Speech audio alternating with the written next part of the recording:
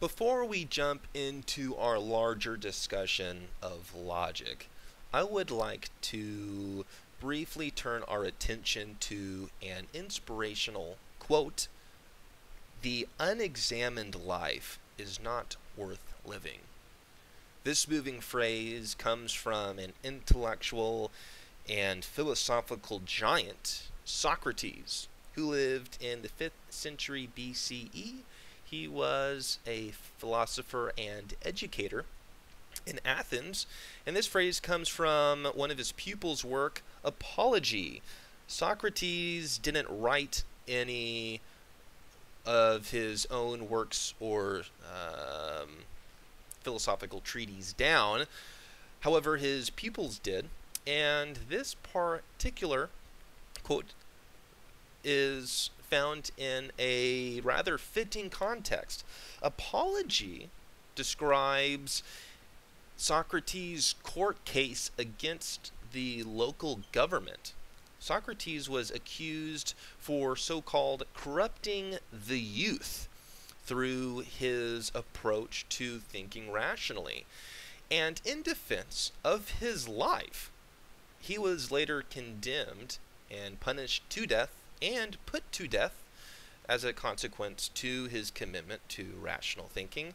In reply and in context to this tense dilemma, he replies, "The unexamined life is not worth living."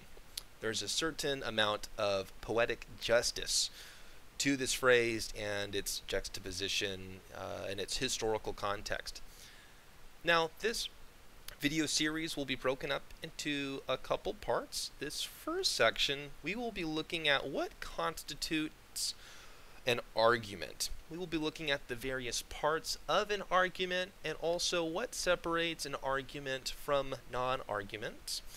Our second video will deal with the question of what makes one argument better than another. We have here two technical phrases. One is validity, the second is soundness. These are effectively filters that we put arguments through to determine their strength relative to each other. So, what is an argument? Here's a helpful working definition for us. An argument is a group of statements. Now, we don't know what a statement is yet, but what we do know is that an argument requires a group of them to even exist. This group of statements has to feature at least one premise. We don't yet know what a premise is, but this group of statements needs to have at least one. And this group of statements needs to have exactly one conclusion. We don't know what a conclusion is yet, but at least we have a rough formula for what this argument requires. It needs a group of statements. This group of statements needs at least one premise, so it can have a million premises, or it could have an infinite amount of premises. It only needs at least one. If a group of statements has no premise, then it does not qualify as an argument. If this group of statements has at least one premise and two conclusions, then it is not an argument either. If it has a million premises and zero conclusions, then it's also not an argument. So an argument requires that a group of statements has at least one premise and exactly one conclusion. So let's look at statements. What makes a statement a statement? A statement is a sentence. So a collection of words that comprises of at least one subject and one verb is a sentence that can be rendered true or false. For example, my cat is fat. This statement could be true. I could own a cat and the cat could be fat. Or it could be false. I could not own a cat, or the cat that I do own could not be fat. Of course, to determine whether or not this is true or false, there would need to be some agreed upon metric that we could compare my cat's weight to that metric relative to my space and time, because the definition of fat changes throughout history. However, there would be a way to determine whether or not this statement is true in my usage. Now, there are also sentences that are not statements. For example, turn off the flashing red lights.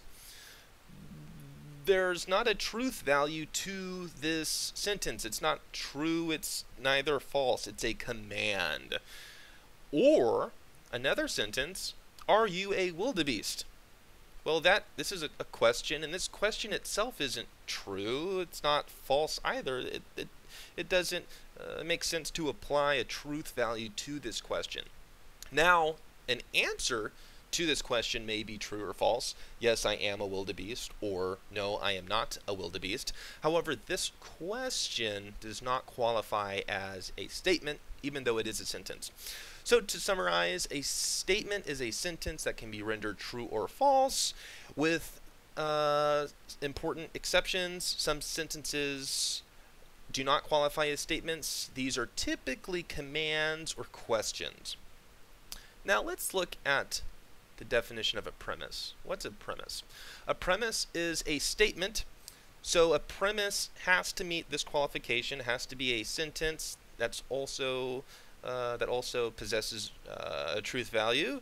A premise is a statement which supports the conclusion. Now, we don't yet know what a conclusion is, but what a helpful connection here is the relationship between these two parts. A premise supports the conclusion. So if we're reading through an argument and particular statements keep reinforcing a particular idea, most likely those are going to be included within premises. Although, depending on the argument, it may be slightly tricky to determine which one is the conclusion. But anyway, a premise is a statement which supports the conclusion. Now, there can be one or more than one premise in an argument, and that's what I was indicating earlier. Sometimes it can be a little tricky to determine which one is the conclusion. All of them, however, support the conclusion. Now, what is a conclusion? A conclusion is a statement, just like a premise is a statement. A conclusion is a statement in an argument which asserts the goal or the point of the argument.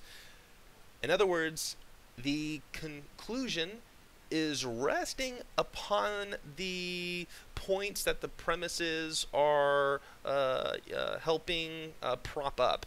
And we'll examine in future videos different examples of arguments so that we can have some clear examples of what these ones particularly are. However, again, the important part is the relationship between a premise and a conclusion. A premise supports the conclusion is supported by the premise. Now, this is, it's not too exhaustive, although there are some helpful ways to summarize these points. Here's an sort of a mathematical equation for what constitutes an argument. You have to at least have one premise, or you could have more than one, a set of premises, and plus exactly one conclusion. If you have a collection of statements and you meet this criteria, or these criteria, this criteria, then you have an argument. Another way to look at this in a more hierarchical point of view is an argument is a collection of statements. These are a collection of premises and a conclusion. Only one conclusion, mind you.